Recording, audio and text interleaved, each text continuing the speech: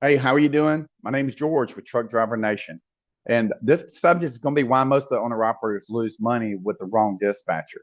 I get people that we train as students. So if you're an owner operator and you're looking for a freight dispatcher, these are some of the things that I have accumulated in knowledge base based on not just the people that I'm teaching, but based on these people that call themselves experienced freight dispatchers that have definitely been probably one of the biggest factors that has come to light to make me understand why the hell did I have such a problem as an owner operator achieving my goals when I'm dependent on somebody else sitting beside a desk that's their own primary. That should have been a primordial instinct at them at that point. You want to be a freight dispatcher, you should have been living and breathing logistics on behalf of me. So I'm giving you my money. I'm out here doing the work. You don't exist without me.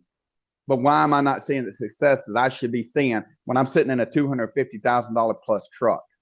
Okay, and you're not sitting with nothing. Oh, you got your laptop, the money that you spent for DAT or truck stop that either you got it because I had my MC, or you're using it because you're working for a carrier. Yeah, they put you on a percentage, a straight commission, or whatever it is. But I can see why they were not the right freight dispatcher for me. And the only person that would have actually probably been the right dispatcher for me, and that's arrogance, but it's myself. But thing is, when you're actually driving a truck, never had time to stay on those boards, constantly push. You look for direct shippers, build those relationship with the brokers outside the ones I just kind of happened to cross. That they were either hungry, they were willing to call me back. When you get people like that, that's the ones that are hungry.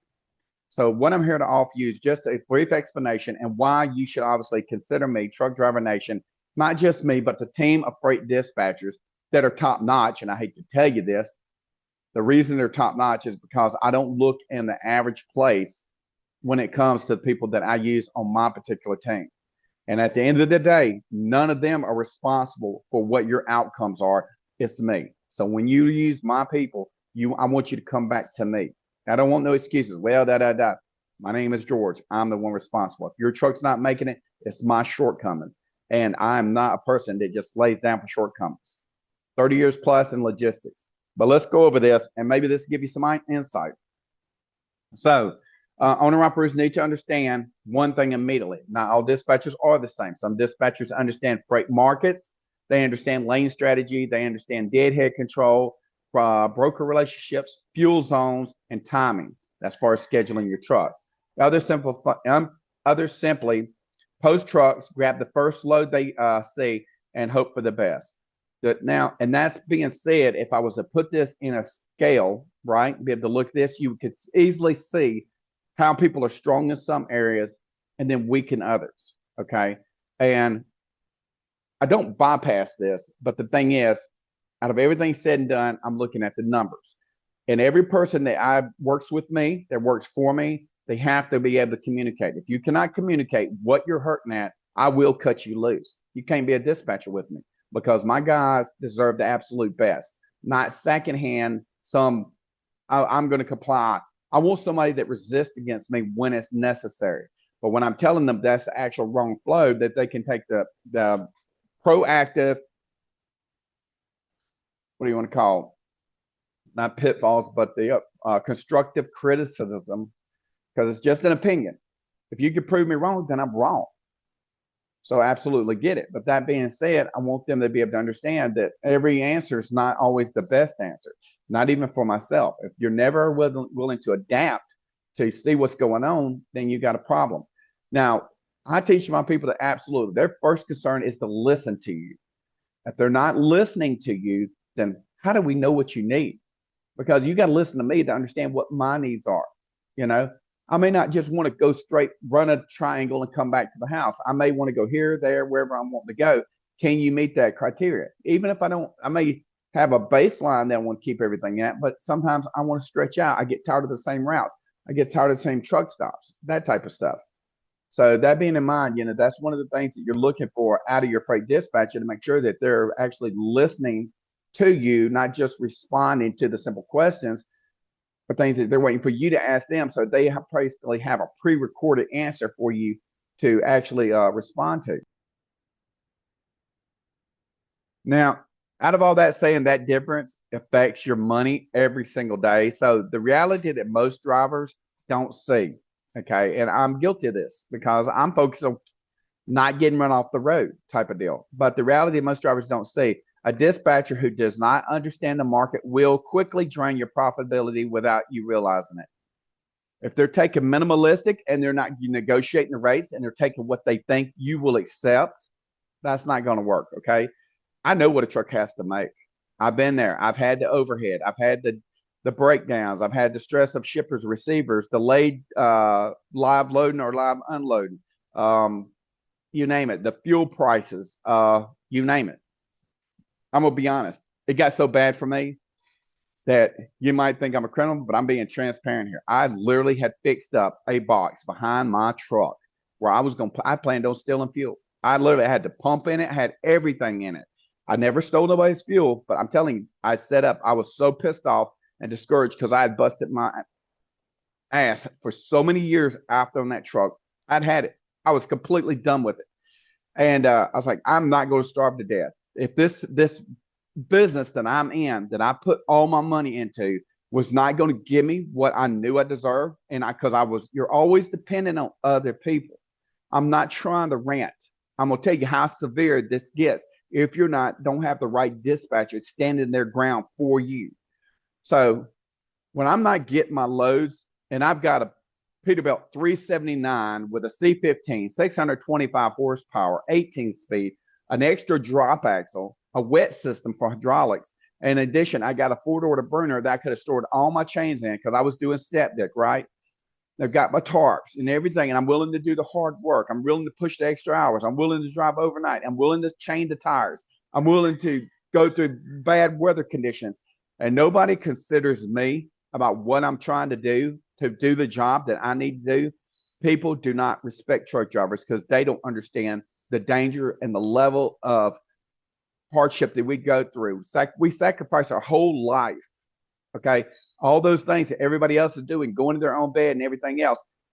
Some of us are not made to go to an office and be sitting around everybody and act like we like you. Okay. I'm very straightforward. If I don't like you, I'm going to tell you that you suck or you're a piece of shit. And that's just the way it has to be for me because I don't care if you like me. You put your hands on me. Now you've crossed the threshold because you have the right to say anything you want to me. I don't care what you say to me. As long as you don't threaten me, and as long as you don't ever, ever, ever put your hands on me, you're okay with me. The rest of it, you have the right because that is your God-given right. You have the freedom of speech, Second Amendment, Fourth Amendment, Fifth Amendment. And sometimes you might want to utilize that Fifth Amendment. But that being said, you have to understand, we really work for what we earn. Nobody's giving us nothing, including the truck we bought. So that being said, you need to understand these things so you know you're dealing with the right person. This is a one-shot deal. It can literally break you in a matter of just a short period of time. So a dispatcher who does not understand the market will quickly drain your profitability while you realize it. They want to run cheap freight just to keep the truck moving. They'll send trucks into weak freight areas with no reload strategy because they don't understand the market, they don't understand your trailer, and they don't understand what the season is actually doing as well. They ignore fuel costs and deadhead miles. So what'd you do? Did you even figure in my deadhead miles when you actually sent me to that given area? And so did I even get paid for it? Or what was the surcharges? Did they even understand the surcharges of what I'm supposed to be looking at for my truck or for the truck that I'm dispatching? Waste drive hours or low paying freight. That right there, you got to understand. They'll run you around the planet because they realize all those extra miles and stuff like that, or they're wasting my drive hours by booking my loads out. So I'm already into my clock. That can actually penalize you in the sense that my clock's already started, but I don't have enough hours to make the next move. So if you're not looking at this as a true chess table in the aspect of what needs to be moved where so we can keep me productive, and maximize, I just ate breakfast. You have to excuse me. And maximize my overall movements in my given 24-hour day based on the gross revenue that I must actually meet, then what good are you to me? Let's see what else we got. Booking loads without understanding the market timing. Market timing has to do with, okay, if I'm getting here and you're actually booking me out and not understanding where you're sending me to, but what else is going to be in that given region that's going to be valuable to me based on the season, or even because look, seasons It's more than other things. It's everything. It has to do with when school lets out, holidays. Everything is a season, not just the weather. Okay, where that truck needs to be at, and where these loads are booking me to. Are they booking me down into an area where now I've literally got to take 2 loads to get out of that area to hopefully get back to where my truck needed to be? They can do that to you. Been there, done it. They chase gross revenue instead of real profit. Okay, that is a prime example of somebody just leaning on those boards. If you're not building me a relationship with every broker that you're actually encountering, if they're actually paying good, then you're not knowing how to utilize it, even the relationship that you're building with the brokers. Okay, if they were willing to negotiate out a rate, and it was actually a decent rate, it wasn't something that, no, man, we can't do that. Well, all we're willing to pay, or that's all we have it all into that. You believe those storylines as a dispatcher, you're a weak dispatcher. You as an owner operator got to understand that that's what some of these people are doing. You cannot afford that. Failure to negotiate detention, layover, and tow new. Brother, if there's a reason they're doing that and you're ended up with that and you're seeing your rate cons, that's because they know something. They know that load may not get loaded immediately. It may be a layover, or may be a long detention time before you even get that truck into a door. And Tony, if they send you there, oh, we're going to give you $100. Man, screw you. Dude, it costs us more in fuel and everything to go there. What's the mileage? Some trucks actually get 7.5 and 8 miles per gallon. But some of these trucks don't, depending on what you're pulling. A car hauler will never see that. Let's say damaged broker relationships through poor communication. Are they killing the relationships? Because remember, that's your MC number that's out there. How they represent that MC number? Are they actually protecting it? Or are they just, well, it ain't my MC number. Well, what do I care? And then next thing you know, you got a freight card. And I'm going through these. I'm not going to get all inclusive on these points, but what I'm trying to make a point is actually why you need to talk to me. They keep trucks moving hard while netting less money at the end of the week. I don't need you being sick, burnout, fatigued, all because this kind of crap like this happens. If the money's not there, we're not doing it. There's no such thing as a backhaul. Everybody wants to do some kind of terminator to say this is the justification for this given thing. The truck has to make money every single load. It's not a temporary solution. Every single load has to have the basic needs, what it pays the driver, the truck, or whatever, and then outside that overhead, that even you are an overhead, now we got to have a profitability so we can grow your fleet. Okay, if that you're not seeing that, then you're definitely with the wrong people. And people are going to ask, well, how can you do this when nobody else can? Because literally, I put 2 freight dispatchers on every truck. I know, because I got 2 people working it. Okay, and they communicate with each other, and that's how we do it. I cannot have you, because you can gripe about outsourcing, and I'm gonna tell you I do outsource, but I have the final say so because I watch the TMS. Ain't nobody accountable for anything that they're doing. I'm the one that has the final, I guess, point of who's accountable. Okay, if I don't see in the TMS that freight's going in there correctly on those rate cons, I see that revenue's right. Why would you want to pay me a percentage of that freight? I don't want you to even feel me. Okay, I want to be there, and you're like, well, yeah, I can't even tell no difference. My profit went up, and I don't feel George being the overhead, or I feel Truck Driver Nation being my overhead. That's the overall goal. If I can't meet those issues, or I can't meet that goal, then I did fail, and I'm not going to fail. Let's see. Yeah, so what else we got? So that being said, let me scroll down here a little bit. This is how owner-operators stay busy but still struggling. All because of a person. All because I can do it for you. I can get you there, boss. I'm not here to be your friend as an owner-operator. I'm here to be your answer. So keep that in mind when you're considering me. I know I'm real direct, but if you're a truck driver, you're real direct too. You're not here wanting to play games with me. And when you talk to me, they don't hold back. They don't do you no good, brother. You out there busting your ass. You deserve to say whatever you want. It's your equipment.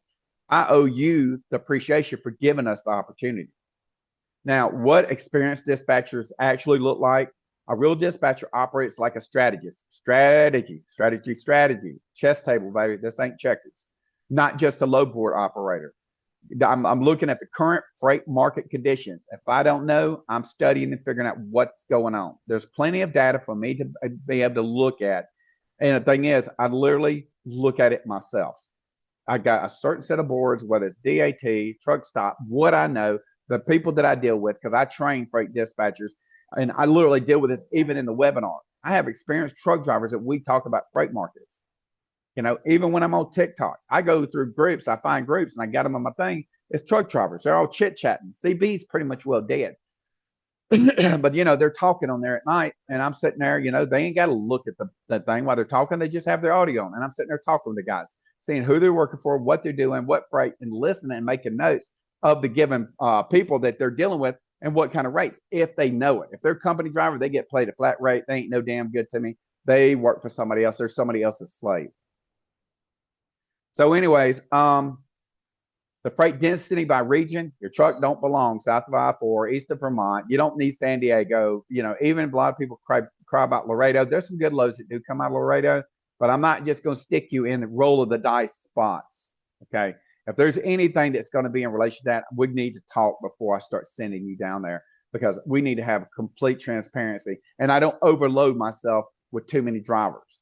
I do with what I got. I make them the best money. Yes, I know you guys. I've had plenty of referrals from y'all, and I appreciate them. It's not that I keep their names. If I can't help them right there at that point, I cannot just spread myself so thin that I'm no longer a benefit to you. Yes, I'd love to make more money. We always do. That's just the human nature. We're from the United States, right? But that being said, I don't expand myself beyond my means. And even when I actually start this out, if you want to start out part-time, I literally give you freight. Take it or you're not. I still make a percentage off of it. You deal with the relationship between you and the broker and everything. I'm digging for you for freight. And based on when I'm able to get you, if you say you want to come on with me full time, we can even do it that way. Reload opportunities before booking a load. I always look ahead.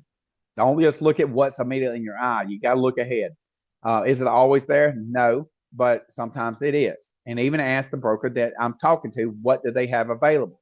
Never leave any rock unturned.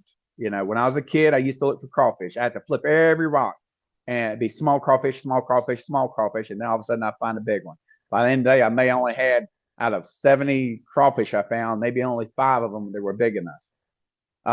Fuel to rate ratios, have to make sure that we're not just talking about fuel to the rate per mile. We're talking about fuel to profitability. Okay, you can't just run you in the hole. Fuel is the biggest expenditure. So, but I don't let that dominate my eyesight, because I look at the complete flow. If you're willing to share everything about your truck, I can literally give you what you're making, where you're hurting, what loads you're not looking at. I can run a full analytical chart to tell you what areas you need to stay out of based on your trailer, and both on our historical data as we build this relationship.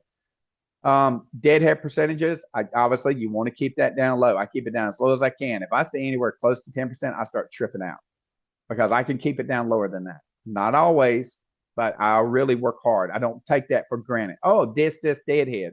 If it's too far deadhead, maybe we're better off just go ahead and deadhead and all the way to a better load. It's going to be better paying rates.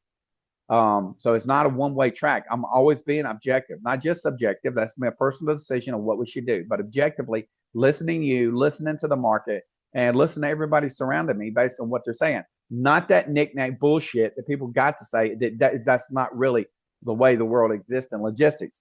But if there's anything that I can use that's actually going to actually turn into a real conversion where we're seeing an increase in the gross revenue, which increases your profitability, then absolutely I'm going to give it credence, correct? So seasonal freight shifts, we try to make shifts whether we're swapping out your trailer or whatever you want to do, because I let you know it's your equipment. I can't make those decisions for you, but I would definitely give you my opinion, what I've done, what everybody else is doing, because I try to stick basically to the same type of trailers. There's places where you can rent your trailer out while you got a hold of another trailer, but you got to do it before the season swaps. If you wait till while the season has swapped and all of a sudden you want to go pull reefer, there ain't going to be no reefer trailers out there for rent. They suck them up, dude. Everybody moves around on trailers. You're not a company driver, And I know if you know this, please don't take this offensively. I'm not trying to reinvent the wheel. I'm just letting, for those that know, you have to actually be fluid with this. And we don't want you chasing down your actual trailer versus some trailer that you're renting neither. And you have to have good rates on the trailer that you're renting, because we don't want to lose that extra profitability in the renting of that trailer. Let's see. Broker reliability and payment behavior. Obviously, we always run everything through factory, make sure that they're factorable. We want everything to be factorable, But that being said, if their credit rating is below a 90 or below a B, we ain't not touching them. I won't touch them. I don't want to hear all that mess that now we got money hanging up. Now I'm having to actually go back and invoice the actual direct shipper and wait for that to trickle down to where the broker's getting a hold of me. And if that's happening, then we possibly got double brokered. And I'm not about to let that happen because I listen for those red flags and I run everything. I background check them. I ask questions. It's not just, hey, thank you. Send me the rate con. I'll sign right off on it. Man, I'm not dispatching 1,000 trucks. I'm only dispatching the trucks that I know I can effectively dispatch. Appointment timing and flexibility. I always make sure that there's wiggle room to the best of my ability. If it is a scheduled time, special for you reefers, then that's the AM drops. You know it. There's going to be brokers. I always negotiate the brokers, the lumper fees. I'm sorry. We always negotiate out the lumper fees and stuff like that. Driver hours of service, HOS management. We'll discuss that in person. I don't want you really running outside those hours of service because if something happens, guys, they will throw you in jail now. They're looking for any place to hang us. So that being said, I try to maximize the amount of hours, that 70 hours in that 8 days. We want to maximize that out. So every hour pushing was profitable time, Profit per mile, not just the gross revenue. It has to be profitable per mile before you can even get to the gross revenue. Otherwise, why are we doing it? And I'm going to maximize. I always shoot high. You can always talk me down, or it's not going to probably be a deal. If it doesn't meet that minimum where I know you're profitable, I can't do it. I'll just keep working them and working them. Like I said, 2 dispatchers per truck. We'll find it. And it's not just I'm looking at boards. I mean, I'm dealing with direct shippers. If you can stay in a fixed lane, that really helps it a lot for me that I can get you those contracts. Or it's not necessarily contracts. I shouldn't say that. Those relationships with people that have open-ended, that they've got freight going out on certain days, and we know who they are based on your given region, that we can actually hook you up with them. But you can't slip on those because they're some of those relationships, they're not easy to make. When you're at those doors, yes, I'll be dispatching them for you, but go tell them, hey, I'm here. I'm at your doors. That's my equipment. I like the way this freight ran or whatever. You have a dispatch manager or logistics coordinator, whatever, that I can talk to them. I'd like to be able to move some of this freight. What are your windows? So that way, we can work that relationship and even you ain't even got to do the back end office work. Tell them your name, tell them my name, tell them your name of your business, and I will actually call them back and set everything up. Now, anybody can book a load. Absolutely. They do it every single day. Okay. But not everybody can strategically move a truck to consistently maximize the profit. So that's what you're looking for. If you're not seeing that, every one of us that are experienced, even we look at things differently. Me, I only look at numbers. Okay. If the numbers are not there, I will red flag it. I will tell you what's going on. It's going to be your final decision. I'm not here to tie you up, get you some pissed off relationship with me. I need me to be the right fit for you. And that's all I'm looking for. As long as you're happy with what I'm doing, I'm not promising you the best lows ever. There's always going to be some bull crap. It's trucking. But overall, I'm not here to play around digging for the lowest paying freight. I don't have nobody over me. There's nobody babysitting me. Okay. So you're saying, George, I trust you and your team of freight dispatchers to do what I need to do. I'm not trying to do pancakes, make bacon and everything else. My total sole process is to cut up onions. I'm an onion cutter. No matter how bad it makes me cry sometimes, that's my job. So my sole job is just to dispatch. That's my focal point on everything else that might be moving around me. That's my focal point. So I'm not trying to balance it out and balance the fence and make you fit in with something else I'm doing. So that needs to be understood. Now, the truth about dispatching, a weak dispatcher, obviously it's really bad. A weak dispatcher, they react to the markets. A professional dispatcher plans ahead of the market. So I'm always looking ahead. And the way you look ahead is not just what you're doing, but the people that you've already dealt with, the brokers you're making relationships with, make those secondary phone calls, get back with them, tell them if I know what you're doing, that gives me so much better ground to work on, because now I can actually say, this guy, this is his schedule, bang, bang, bang. This is our given region. This is what we run constantly. Based on that, and I'm not going to bang on their door every day. As long as I got their email and their text messaging, I can continue to reach out. I have a calendar that we actually send them out. I have a virtual assistant that's all they do for me. They literally, yes, I have a lot of help. Okay. It does take this much help to make this where I'm making the money that you need to make. But the people that I pay are really inexpensive. Okay. Now you got it. You're not guessing because I'm telling you, if one person says I can do this, this, and this, they're lying to you. Okay. Telling you straight, they're straight lying to you.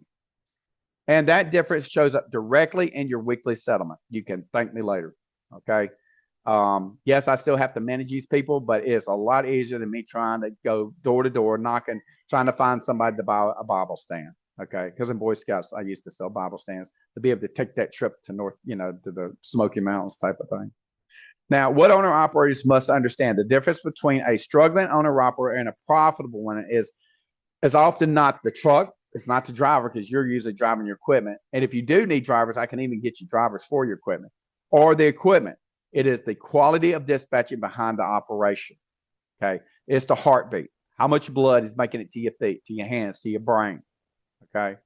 And when I hire my guys, it ain't nice. Okay. I'm not there to be their buddies. You're wanting to come into my company. You want to be part of my inner circle. That's the heartbeat that keeps the owner operators happy, productive, profitable, so that you have not one question about cutting loose that money when we invoice you.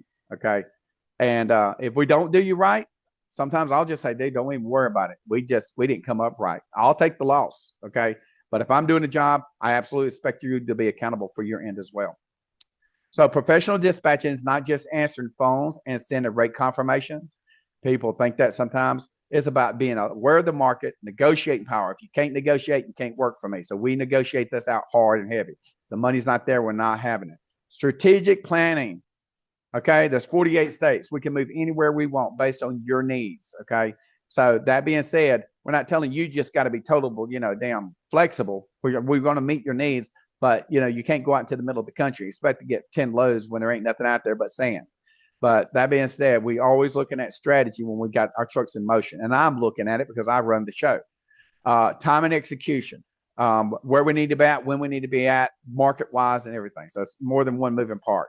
I should make a whole thing about how we actually analyze time execution and protecting your profit every single mile. We're not going to let the brokers take it from you. Okay. We know that they got that freight for a higher rate than what we're actually negotiating out for. So they're trying to sell it to us. And sorry about the cold. I've had a chest cold, so I'm getting over it. But that being said, we're not going to let them nickel and dime it with that damn rate con. Okay. Or anything else they think they're going to pull on us. I've been there, done it. Now, if you're an owner operator tired of guessing, inconsistent loads, and weak dispatching decisions, this is where things change. Truck Driver Nation provides freight dispatching service backed by real industry experience in logistics, recruiting, and carrier operations spanning decades of hands-on work in the trucking industry. Literally, that's me. Okay, the people that work for me, yes, they got 5 to 12 years, but they've never set their foot in a truck. They haven't sacrificed what we sacrificed to be out there. We build strategies around your truck. We focus on the profit per mile, not the volume. I don't try to overweight your truck, by the way. I try to keep those loads down. We'll discuss that as well. Reduce your overhead and wasted miles. In other words, pouring money out the window. Position you in strong freight lanes. We try to maintain you there. I know that a freight lane ain't always a straight line, but we definitely fight to keep you that within a certain radius of that lane. We don't want to have you bouncing all over the planet. We can do it. There's nothing that can't be done. Okay. I'm physically get passionate about it. I get tired of it because remember, I've got PTSD from being in a truck and how I got treated by my dispatchers. Negotiate freight with real market awareness. It's not just awareness of the market. The market's the market. I got to see profitability for my truck to make sure that you are not suffering. I understand you got the truck payments, you got your family, you got a lot of responsibilities. Your job shouldn't be to do all the extra stuff. Your job should be to focus on that truck, keep that sucker running, and keeping that left door closed. Support long-term carrier growth, not just daily loads. If we build you what we're giving you, if you want to grow your fleet, let us know. We can help recruit those drivers to keep in those trucks because there's always going to be a turnover. But one old man, I hate to say this, he told me something and I took it to heart. Don't buy more trucks than your butt can fit in. So, Now this is more than dispatching. This is operational support for serious owner operators who want to grow. And take that for what you will. Talk is cheap. The only way to see what I am is to get on the phone right now, give me a call. This is my contact information right here at the bottom. You obviously better dispatching equals better loads equals better pay. That's what I'm here for. This little QR code, literally, you can call the phone numbers. We got so many phone calls coming in on those lines because we do a lot of truck driver recruiting as well. You hit that QR code, that will take you to Telegram. That means you got direct access directly with my redneck butt. Okay. Um, Make sure you remember this is trucking. So if you have a hard time speaking with me, and I'm not being whatever, because I'm not racist, okay? But if I can't understand what you're saying because you're from another country, that might be an issue, okay? I've got to understand your needs, okay? Culture and language and understanding of the language is a necessity if you want to work with me. So if you can't do it, then get somebody on your behalf that can. But otherwise than that, guys, I'm not telling you I'm the perfect fit. Everybody wants to be the perfect fit, but I'm the real deal. So I appreciate your time. Hope you guys see this. Appreciate you actually watching the webinar. If you got any comments, concerns, or anything, best way to get them to me is to do the QR code for Telegram. The rest of it's probably going to be unseen in that way. But anyways, I appreciate your time again. Look, guys, be safe out there where be blessed. And I wish you the absolute best in logistics. And other than that, I will talk to you soon.